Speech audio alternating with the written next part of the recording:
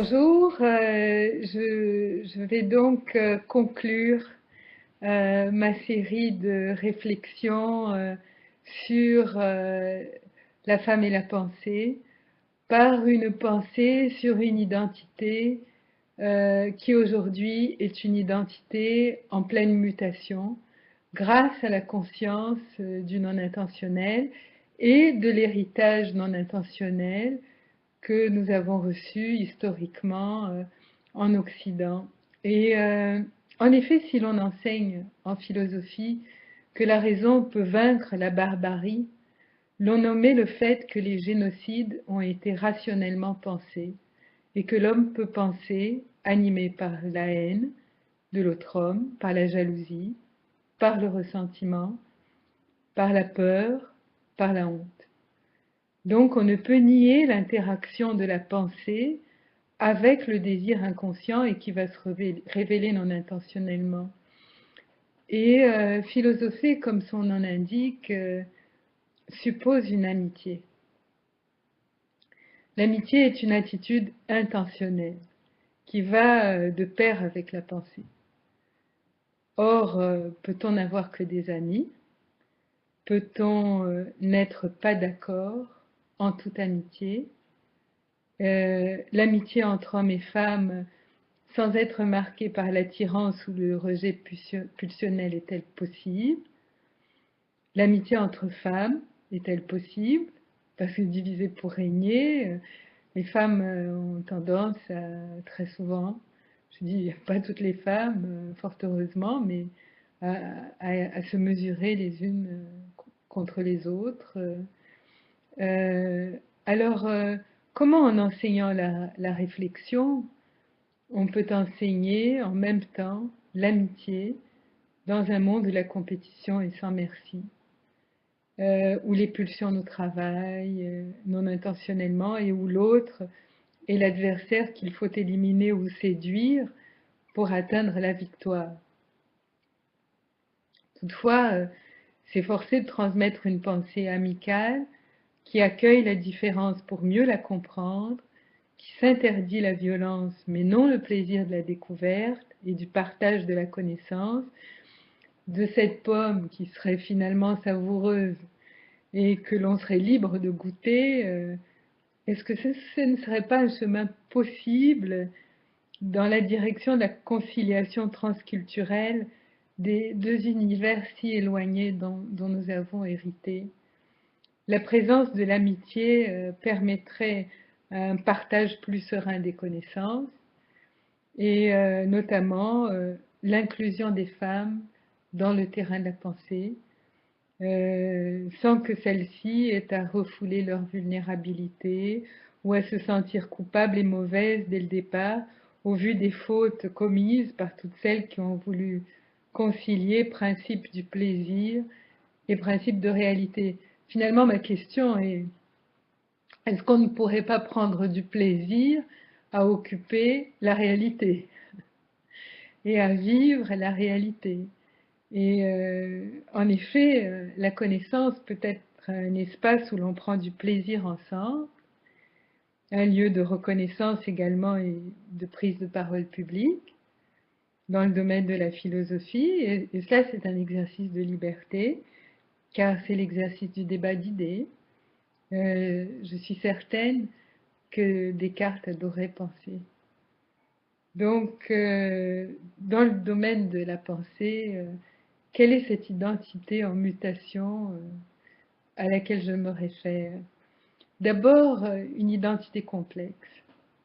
Une identité complexe parce qu'en effet, en se penchant sur le passé dans le domaine de la pensée, il faut que la femme puisse intégrer ce qui lui vient des hommes, du père, cette fonction paternelle, cette capacité à juger, à bien juger de ses actes, à raisonner, on est d'accord, c'est très important, mais aussi intégrer ce qui lui vient des femmes et accéder au statut de personne plutôt que d'assujetti, au statut de personne à part entière en prenant en compte le fait que pour elle, c'est parfois plus difficile, plus douloureux de penser même.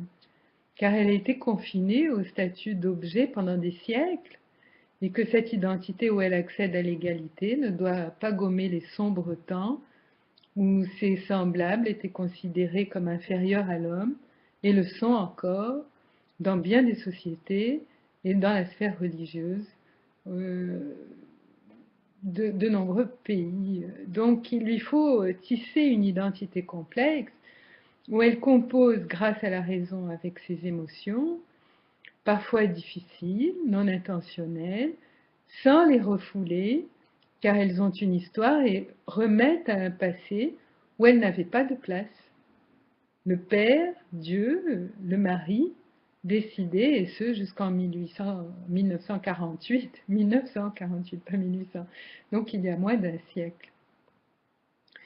La mutation, elle est possible, cette mutation, cet accès à la fonction paternelle pour les femmes, une fonction émancipatrice, une fonction de délivrance, et je souhaite m'approfondir sur ces travaux-là.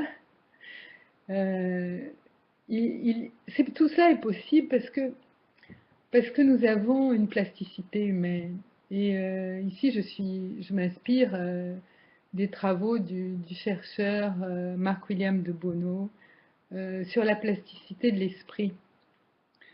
Faire face à la complexité requiert la capacité plastique de résister, d'inscrire du nouveau et d'épouser l'altérité. Dans son histoire, comme dans celle du vivant, sortir des seconds rôles pour partager la scène de la vie sensée, de la pensée éthique et vivre pleinement sa plasticité féminine constituerait un facteur clé pour l'évolution des mentalités dans le domaine.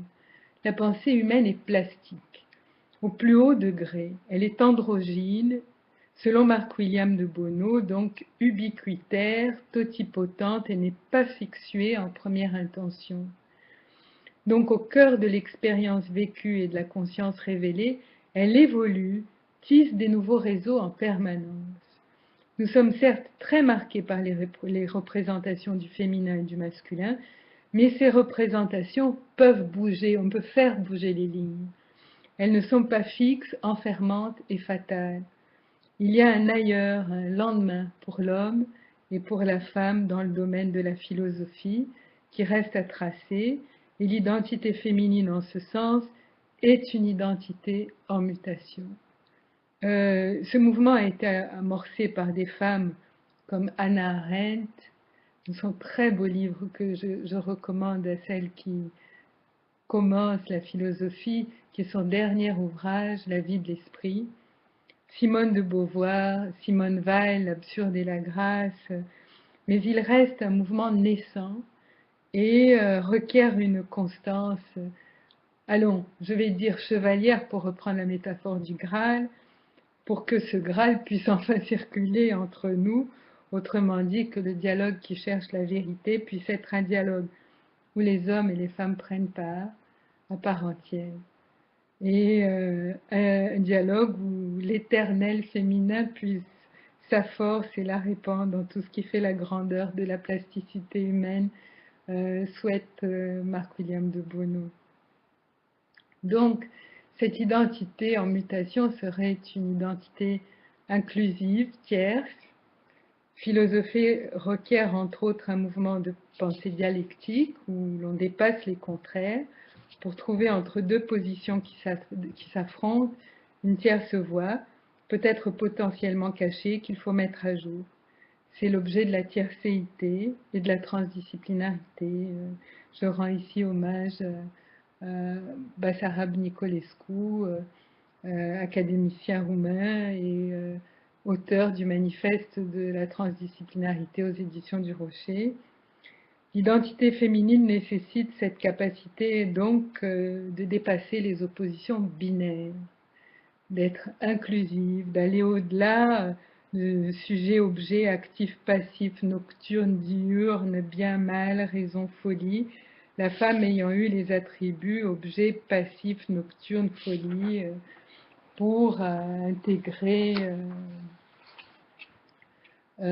cette nouvelle identité. Et Je voudrais, pour conclure, faire référence au dernier ouvrage de Philippe Mérieux, pédagogue, qui parle des lieux communs aux concepts clés en pédagogie, où il cite quelque chose comme l'ébauche d'une vie se dégage alors, un peu comme une statue se dégage de la pierre que l'on sculpte, en épousant ses contraintes et en profitant de ses lignes de force pour faire jaillir des formes, jusqu'à la rupture, le moment où le ciseau s'émancipe de la veine et impose au matériau une figure imprévisible.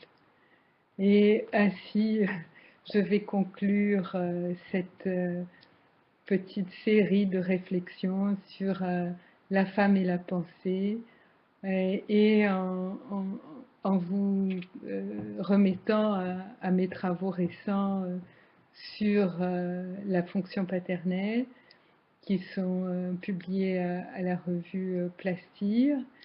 Et je vais continuer dans ma démarche, et je vous souhaite donc que nous puissions nous revoir très bientôt pour continuer tout cela.